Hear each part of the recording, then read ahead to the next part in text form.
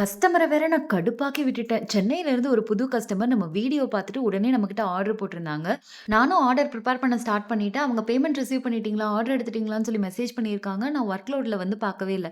ஏன்னா நம்ம டெய்லியும் வந்து ஃப்ரெஷ்ஷா பேக் பண்ணி அன்னைக்கு ஈவினிங்கே வந்து கொரியர் போட்டுடுறோம்.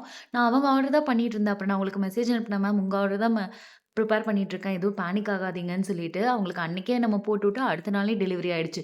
சாப்பிட்டு அவங்க ரொம்ப சூப்பரா ஒரு ரிவ்யூ குடுத்திருந்தாங்க. எனக்கு அவ்ளோ சந்தோஷமா இருந்துச்சு. மில்லட் ப்ரௌனினா நமக்கு ஒரு மைண்ட்ல ஒரு இது இருக்கும்ல, ஒரு எக்ஸ்பெக்டேஷன். அத வந்து நீங்க 100% இல்ல 1000% நீங்க நிறைவேத்துறீங்க. சாஃப்ட்டா, குயியா, யம்மியா அது ராகின்னு நீங்க சொன்னாலே ஒழிய தெரியாது. அந்த அளவுக்கு அந்த ராகியோட மடி ஸ்மெல்லாம் எதுவுமே வராம சூப்பரா பண்ணியிருக்கீங்க. ஆல்சோ நான் இன்னும் சாக்கோ சிப் குக்கி மட்டும் நான் இன்னும் டேஸ்ட் பண்ணல. Plum cake is my favourite. எனக்கு அவ்ளோ பிடிச்சிருந்துச்சு ப்ளம் கேக். சான்ஸே இல்ல. நான் வந்து நம்பி தைரியமா உடம்பு சரியில்லாத ஒரு குழந்தைக்கு கூட கான்ஃபிடென்ட்டா குடுக்குற அளவுக்கு ஒரு ஸ்நாக்ஸ வாங்கியிருக்கேன்றதுல எனக்கு ரொம்ப ரொம்ப சந்தோஷம்.